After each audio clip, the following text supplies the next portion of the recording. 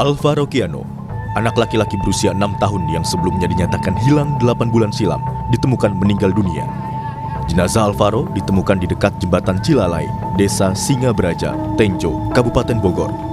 Tersangka pembunuhan terhadap Alvaro Kiano merupakan ayah sambung korban.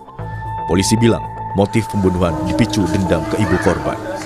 Adapun motifnya yaitu dari komunikasi yang ada, motif dendam pribadi dengan jadi istri tersangka ini bekerja di luar negeri. Nah, akibat bekerja di luar negeri, dari hasil itu muncul adanya dugaan perselingkuhan yang dilakukan oleh istrinya. Nah, di situ ada motif tersendiri terhadap si tersangka ini. Ketua Komnas Perlindungan Anak Jakarta, Cornelia Agatha bilang, pihaknya telah mengawal kasus hilangnya Alvaro Kiano sejak Maret 2025 lalu. Cornelia menekankan, perlu adanya penguatan sistem perlindungan anak agar proses penanganan kasus dapat berjalan lebih efektif di seluruh Indonesia. Menurutnya, setiap orang di lingkungan masyarakat harus peka terhadap tanda-tanda yang berpotensi menjadi ancaman bagi anak, agar pencegahan dapat dilakukan sejak dini.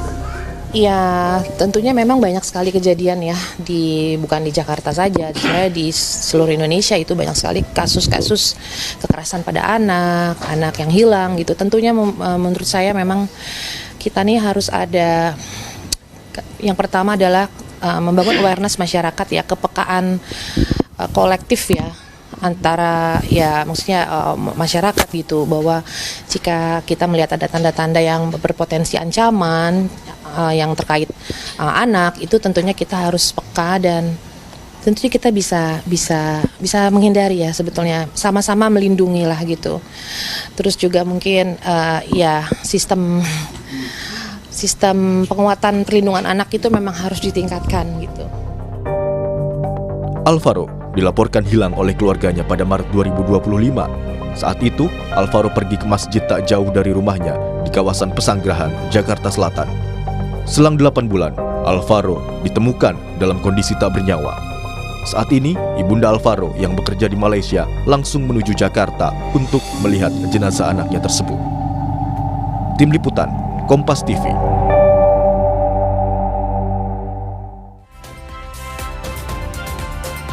Pilu, saudara. 8 bulan dicari bocah 6 tahun Kiano Alvaro yang dilaporkan hilang akhirnya ditemukan, namun dalam kondisi meninggal dunia. Polisi bilang pelakunya merupakan ayah tiri korban. Kasus penculikan dan pembunuhan terhadap Alvaro Kiano menjadi alarm bahwa ancaman kejahatan terhadap anak nyatanya bisa datang dari orang terdekat. Kita akan ulas kasus ini bersama kriminolog Universitas Indonesia Adrianus Meliala. Prof. Adrianus, selamat pagi. Selamat pagi, Mas. Terima kasih diundang. Prof. sudah bergabung di Dialog Sapa Indonesia Pagi pada hari ini, dan juga sudah bergabung bersama kita Prof. Tugimin, kakek almarhum Alvaro. Selamat pagi Pak Tugimin. Selamat pagi. Oke, sudah tersambung. Pak Tugimin, bisa mendengar suara saya jelas ya?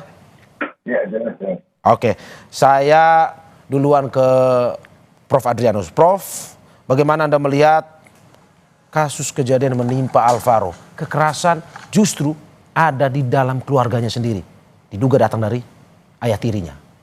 Analisis Anda seperti apa? Ya, memang sebagai pengamat saya melihat ada situasi anti klimaks ya. Ya. Kita bukan mengharapkan, tapi membayangkan bahwa penculikan ini dilakukan seperti halnya pada kasus anak Bilqis ya, sekitar 2-3 minggu yang lalu. Tapi ternyata dilakukan oleh bagian dari keluarga sendiri. Demikian juga ada pilot twist ya, di mana kemudian lalu tanpa kita belum mengetahui motif daripada upaya membawa lari anak tiri ini, kemudian sang pelaku bunuh diri. Ya, jadi kita dalam hal ini semacam kaget lagi nih ya. Pada satu sisi sudah relief, sudah lega bahwa betapapun meninggal, tapi toh Alvaro sudah diketahui, tapi ternyata pelakunya kemudian bunuh diri. Nah, itu semacam anti klimaks dan pilot twist yang mengiringi kasus ini. Demikian. Oke, berarti menurut Anda anti klimaks kalau pengungkapan kasus ini ataupun kasus ini. Apa dasar Anda menurut, karena kan ini sesuatu yang kalau kita bilang dari data Kemen PPPA sendiri bahwa kekerasan dalam rumah tangga termasuk kekerasan terhadap anak itu sudah sering terjadi bahkan meningkat di tahun ini. Menurut Anda ini sesuatu yang anti klimaks? Ya, karena dari awal kan kita menarasikan bahwa terjadi penculikan. Ya. Maka sesuai dengan substansi kejahatan penculikan, maka biasanya dilakukan oleh orang luar untuk tujuan ekonomi dan berusaha betul untuk menjaga agar orang yang diculiknya itu kemudian lalu tetap hidup. Karena itulah sebetulnya value daripada penculikannya. Ya. Tapi pada konteks ini kan berbeda ternyata. Ya. Pelakunya bukan orang luar. Lalu kemudian motifnya diperkirakan motif internal. Yang diculik adalah anak tirinya, anak sambungnya. Nah, maka lalu kita terpaksa mengatakan bahwa narasi penculikan tidak benar lagi dalam hal ini. Yang benar adalah ini adalah narasi tentang kekerasan dalam keluarga. Oke. Ya, kalau kita bicara mengenai penculikan, maka tentu banyak hal yang kemudian nggak cocok ya, nggak fit in dengan kasus ini. Demikian. Oke. Terima kasih Prof. Sesuatu yang anti klimaks kalau menurut Anda. Saya saat ini ke Pak Tugimin. Pak Tugimin. Pak Tugimin, Anda bisa mendengar suara saya? Ya. Oke. Seperti ada delay saudara antara studio dan juga lokasi Pak Tugimin saat ini yang berada di rumah duka. Saya kembali ke Prof. Adrianus. Prof. Adrianus, oke, kalau kita melihat Anda bilang anti klimaks, tapi sesuatu yang miris sebenarnya terjadi karena orang tidak merasa bahwa sesuatu yang terjadi di dalam keluarga, privasi dalam keluarga ini pada akhirnya dilakukan oleh ayah tiri kalau melihat kronologisnya. Ternyata karena masalah internal. Ya, jangan lupa bahwa kekerasan dalam rumah tangga itu masih menghiasi ya, mungkin ya 0,5% dari keluarga Indonesia. Ya. Dengan kata lain bukan sesuatu yang baru-baru banget lah begitu ya. Ya. Dan bahkan juga ada yang berkembang sedemikian rupa sampai kemudian mengakibatkan kondisi fatal, istrinya mati, suami mati, anak mati ya. Jadi dengan kata lain sebetulnya saya tidak berusaha untuk menyudutkan, tapi dari segi agregatnya, maka sebetulnya apa yang menjadi kasus Alvaro ini adalah kasus yang tipikal bagi keluarga-keluarga yang mengalami kondisi pecah, ya,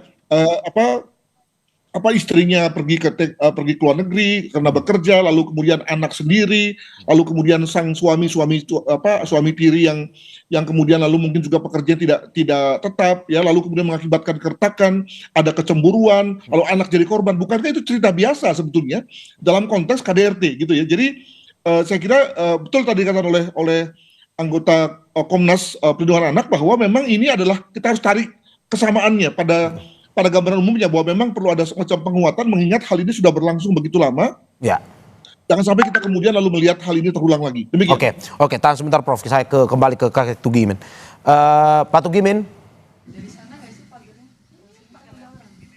Ya. Oke, akhirnya bisa terhubung dengan kita. Pak Tugimin, saya langsung ke poinnya saja. Kemarin sudah ada konvers dari Polres Jakarta Selatan.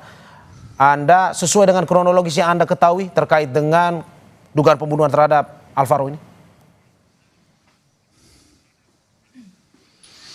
Untuk kronologis dari itu, saya memang juga kemarin itu juga ada di Polres, namun kita nggak ikut rilis kemarin karena saya waktu itu tidak diberitahukan bahwa saya sebetulnya ada di Polres, namun kita di lantai 3 kemarin itu. Dan kronologisnya itu saya juga sangat-sangat terpukul sekali ya dengan adanya kejadian dengan cucu saya yang akhirnya dan sehingga cucu saya menjadi korban pembunuhan, bahkan yang terjadi adalah cucu saya yang menjadi korban karena pelakunya itu adalah ayah tirinya sendiri gitu. Itu pun menurut keterangan yang saya dapatkan dari pihak kepolisian gitu. Oke, sebelum saya lanjutkan pertanyaan berikut, kami dari keluarga Kompas TV turut berduka Pak Tugimin atas kejadian yang menimpa Alvaro dan juga keluarga. Semua keluarga dikuatkan selalu. Pak Tugimin, dalam kronologis yang disampaikan oleh polisi, ada kejadian bahwa ayah tirinya yang menjadi tersangka itu sebelum pada akhirnya ditetapkan sebagai tersangka ini malah justru membantu keluarga melaporkan ke polisi atas kehilangannya Alvaro. Betul seperti itu? Betul, betul. Pada waktu itu memang tanggal 6 Maret itu Alvaro itu hilang.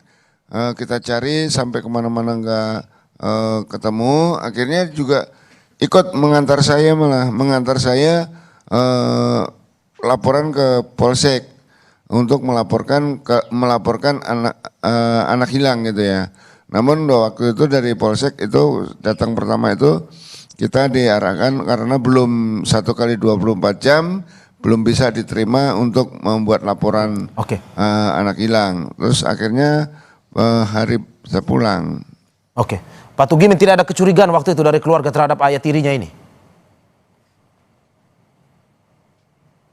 Ya, waktu itu kita nggak ada kecurigaan kepada ayah tirinya atau mantu saya itu sebetulnya.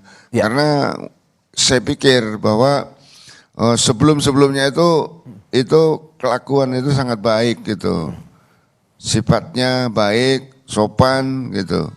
Kepada keluarga maupun kepada tetangga kita. Tapi akhirnya setelah kejadian ini kita juga baru tahu gitu. Kalau di balik kebaikannya itu ada hal-hal yang akan menyebabkan suatu musibah atau bencana bagi keluarga saya gitu. Oke, tapi apakah Anda pernah tahu bahwa selama ini ada permasalahan yang terjadi antara pasangan suami istri, ayah tiri dari Alvaro dan juga ibu kandung Alvaro, anak Anda? Ya kalau namanya rumah tangga mungkin pasti ada ya. Namun walaupun itu hal yang dialami dari suami istri itu memang pernah terdengar. Namun semuanya itu kan kita arahkan untuk supaya jangan ada keributan-keributan di dalam rumah tangga dan supaya berjalan dengan sebaik-baiknya. Apapun kesalahan ya, namun jangan diperbesar gitu, maksud saya sudah saya katakan seperti itu. Ya. Namun ya kenyataannya akhirnya membawa suatu bencana kepada keluarga kami. Ya, oke. Saya kembali ke Prof. Adrianus. Prof. Adrianus, bagaimana Anda melihat ini bahwa keluarga, ya tadi seperti Pak Tugimin bilang, tidak mencurigai adanya seperti ini. Ini muncul dari permasalahan internal keluarga dan juga pada akhirnya ya keluarga pandai untuk, atau ayah tirinya pandai untuk menyembunyikan sesuatu yang ini merupakan kejadian besar sebenarnya. Melapor ke polisi padahal diduga ayah tirinya sendiri adalah pembunuhnya. Menurut Anda seperti apa ini? Ya, saya berusaha membayangkan apa yang terjadi dengan Alvaro dan ayah tirinya setelah disekap ya, atau setelah diculik lah begitu kalau kita pakai istilah penculikan. Dikatakan bahwa selama diculik lalu kemudian Alvaro dibunuh atau mati paling tidak dalam penguasaan ayah tirinya. Itu bagaimana ya? Itu nanti mungkin bisa ditanyakan kepada Pak Tugio. Karena saya berpendapat begini, kalau memang dalam hal ini antara Alvaro almarhum dengan ayah tirinya itu dekat dan ya tahu siapa dia dan dekat dengan sang bapak sambungnya, maka artinya dia akan mau saja dibawa kemana-mana gitu ya. Sehingga lalu saya berpendapat bahwa 8 bulan pun ya itu tentu lalu kemudian menjadi hal yang bisa diterima karena tadi sang Alvaro itu kemudian bersama-sama dengan ayahnya. Nah, kenapa mati ya? Apakah betul bahwa mati itu pada waktu awal-awal yang bersangkutan itu diambil oleh ayahnya? Dengan kata lain saya menduga nih bahwa Alvaro itu misalnya walaupun dia sayang ya, walaupun dia tahu bapaknya tapi merasa tidak nyaman tiba-tiba berada di tempat yang baru gitu ya, maka kemudian dia meronta, sakit dan kemudian lalu meninggal, atau memang dibunuh oleh ayahnya, atau sebetulnya Alvaro sempat hidup selama beberapa bulan sampai misalnya pada usia 7 atau 8 bulan penyekapan, barulah kemudian dia sakit, dan setelah sakit lalu meninggal.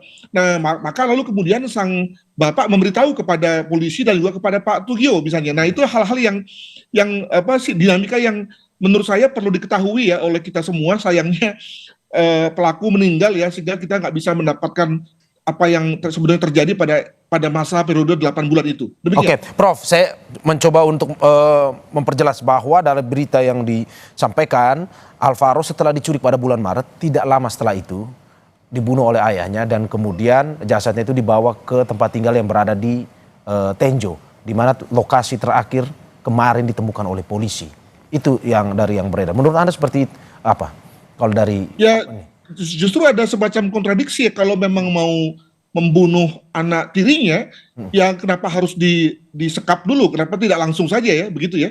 Jadi saya menduga bahwa memang pertama-tama memang si pelaku ini memang ingin mengambil si anak tirinya untuk sebagai satu tekanan, ya, sebagai satu tekanan kepada istri untuk misalnya mau mengikuti permintaan dari sang suami.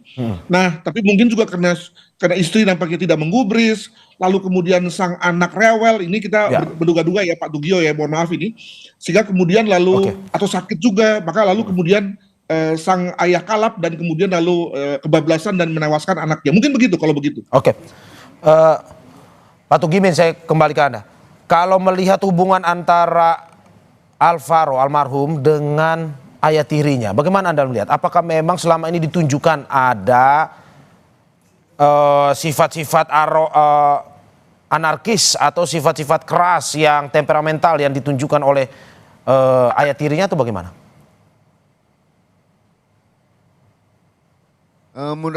Menurut saya ayah tirinya itu memang sebetulnya sangat baik ya.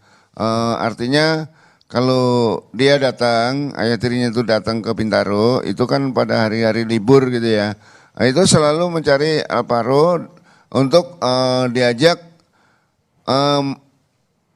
main atau diajak jajan ke Indomaret. Bahkan anak Alvaro sendiri suka ditanya, mau beli apa dek, mau mainan apa dek gitu. Jadi kalau datang itu selalu mengajak pergi untuk ke Indomaret, terus beli jajanan, beli makanan, sama beli mainan.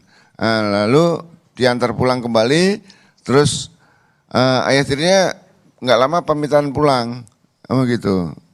Oke, Gitu. Oke, berarti dalam kondisi yang waktu itu dekat ya antara Alvaro dan juga ayah tirinya.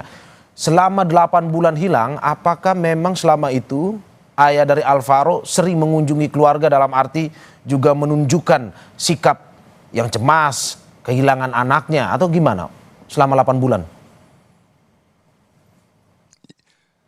Ya, selama 8 bulan itu juga memang ayah tirinya itu juga sering suka datang ya, ntar seminggu sekali, 2 minggu sekali, bahkan sampai 2 minggu itu sampai 3 kali datang.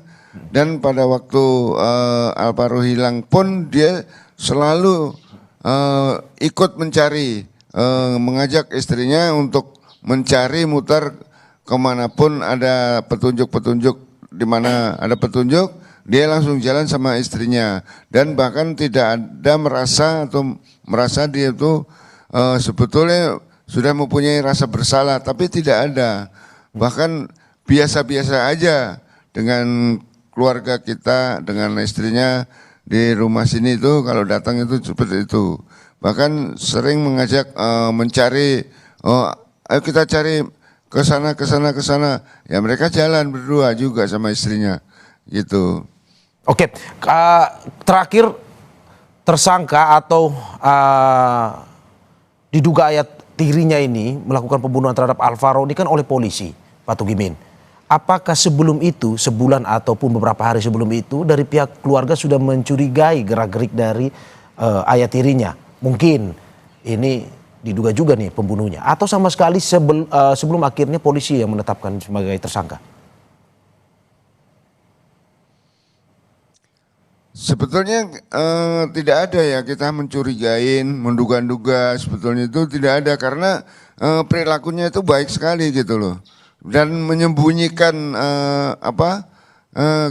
gerak-gerik bahwa dia sebetulnya dia pelakunya itu sebetulnya tidak kita curigain, karena apapun perilakunya dia itu memang sangat-sangat baik dan biasa gitu, tidak ada rasa mencurigain gitu.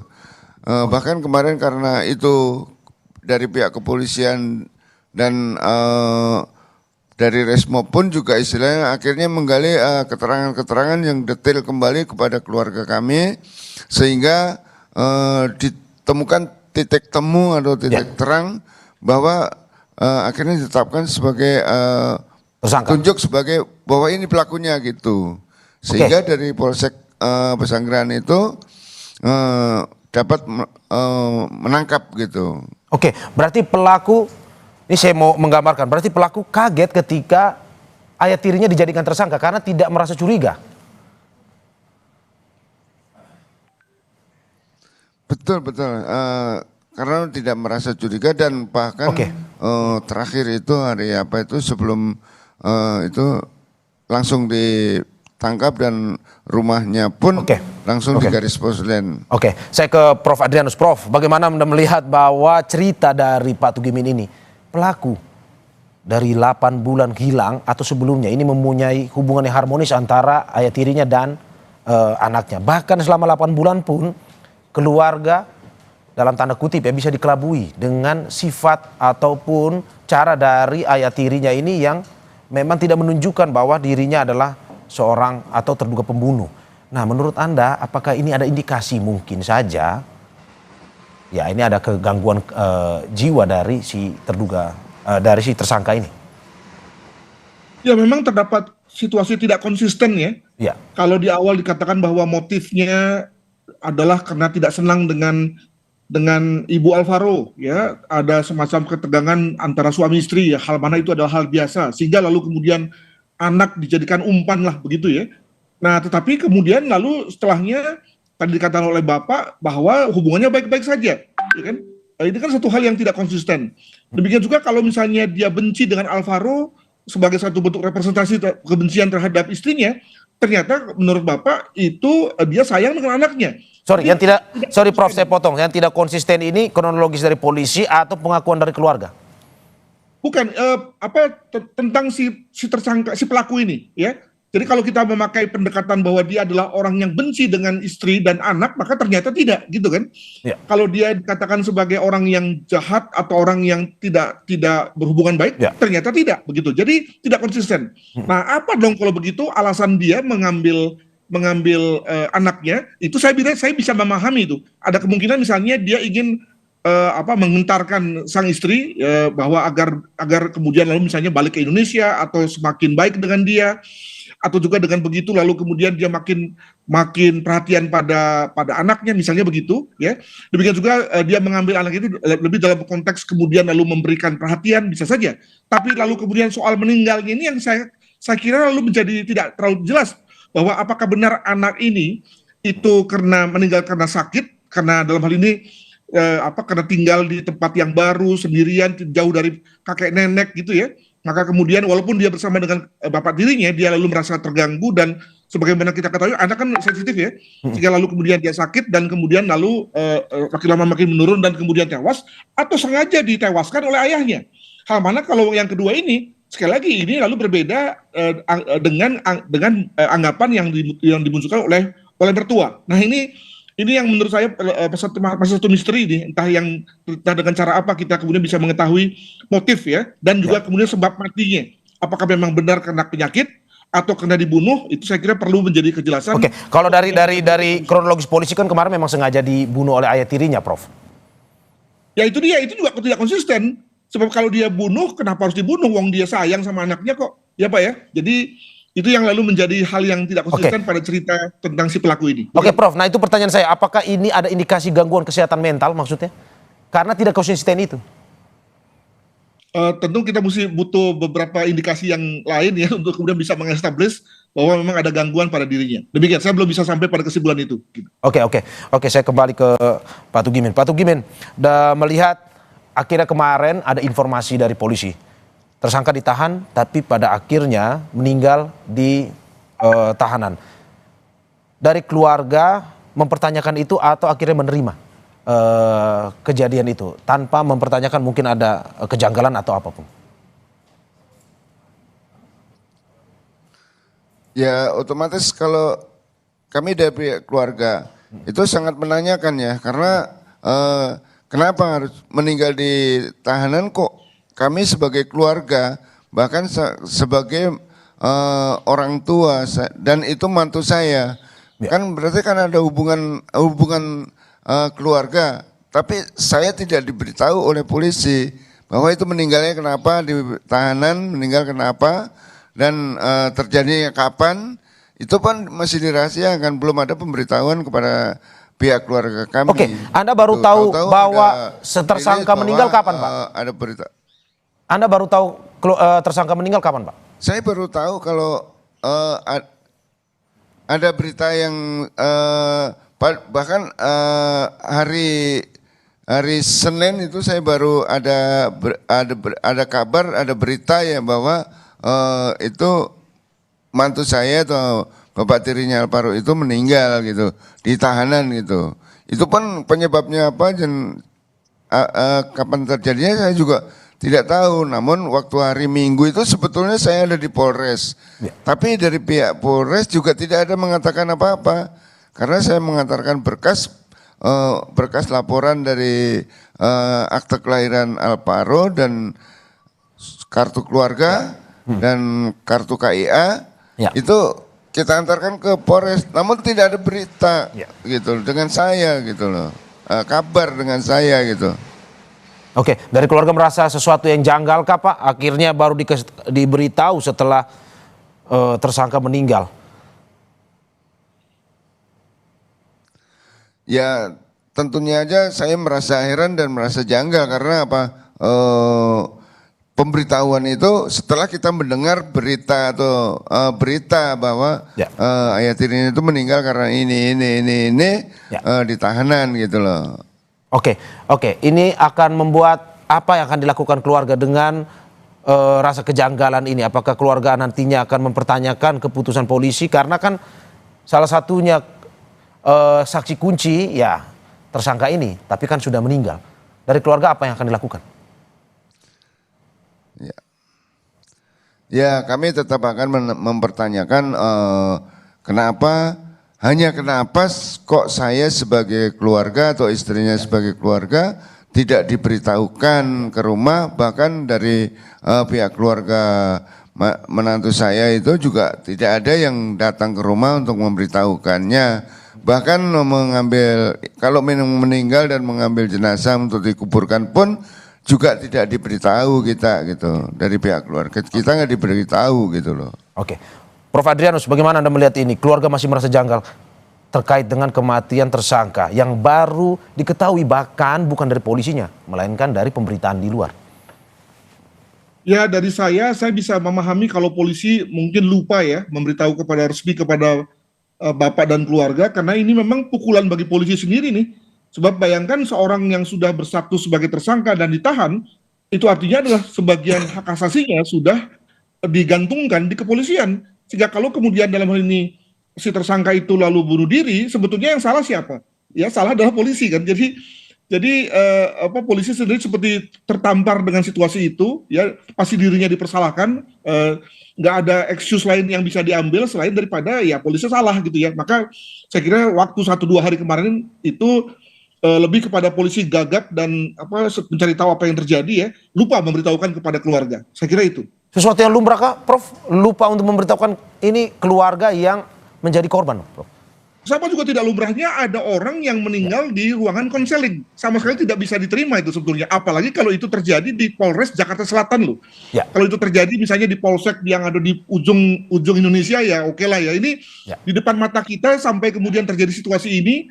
Untuk kasus yang begitu menarik perhatian sebetulnya luar biasa sih ya. Makanya lalu kemudian polisinya kaget, gugup dan seterusnya ya, lalu lupalah melihat pada pada keluarga. Mungkin Prof, terakhir, saksi kunci kemarin disampaikan oleh polisi bahwa sang tersangka akhirnya meninggal di tahanan.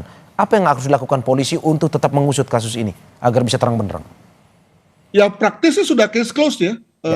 Sudah karena pelakunya sudah meninggal juga, jadi dan juga diduga bahwa pelakunya adalah tunggal, maka ya case closed gitu. Dan untuk itu maka saya berharap bahwa pertama kepada keluarga untuk menerima kejadian ini dan melihatnya sebagai suatu kenangan yang indah bersama dengan cucu gitu. Yang kedua tadi kita ambil hikmahnya bahwa ternyata pada banyak hal keluarga yang bersifat keluarga inti pun bisa menjadi orang yang menghancurkan keluarga, ya, agar kemudian lalu bisa semua orang lalu bisa mendapatkan mengambil pelajaran dari situasi itu. Mungkin begitu. Ya, termasuk mitigasinya Pak, ya Prof ya, untuk pada akhirnya kejadian ini tidak terulang lagi. Saya terakhir ke Pak Tugimin. Pak Tugimin, dari keluarga apa yang akan dilakukan ke depan? Karena posisinya tersangka sudah meninggal. Apakah keluarga masih menuntut terus? Mungkin saja ada pelaku lain yang mungkin membantu sang tersangka dalam kasus pembunuhan Alvaro ini, atau keluarga akhirnya ya sudah, ini case close, kasus tutup dengan meninggalnya sang tersangka, atau gimana? Ya, kalau dari kami, dari pihak keluarga, hanya mohon penjelasan yang sejelas-jelasnya bahwa meninggal itu karena apa dan kapan, untuk supaya dijelaskan. Sedangkan kemarin sudah dari Ibu Kapolsek Pesanggerahan juga sudah memang memberitahukan bahwa mengabarin dengan saya itu pada hari Minggu itu sekitar 18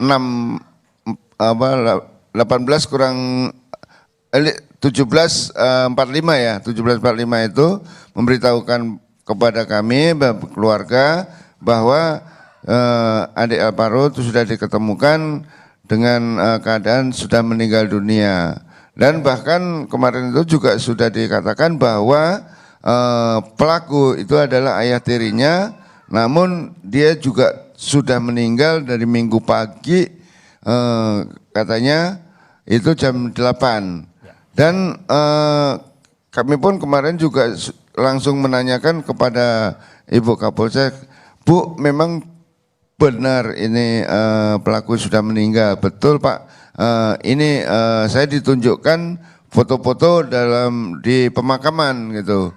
Waktu di pemakaman itu saya ada petunjuk dari Ibu Kapolsek bahwa ditunjukkan gambar-gambar atau foto pada waktu ada di pemakaman itu. Namun kan kita tidak melihat jasadnya, hanya melihat kurung batang dan penggalian makam dan para pelayat gitu.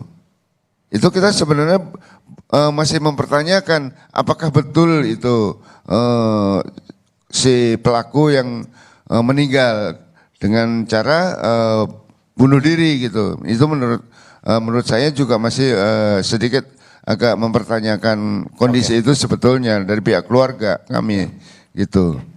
Pertanyaan demi pertanyaan masih terus dilakukan oleh keluarga, menyelimuti keluarga, dan kita harapkan ke depan polisi bisa mengusut tuntas terkait kasus ini, dan juga bagaimana ke depan deteksi dini, pencegahan untuk kekerasan dalam rumah tangga, terutama kepada anak sebagai korban, bisa dihentikan.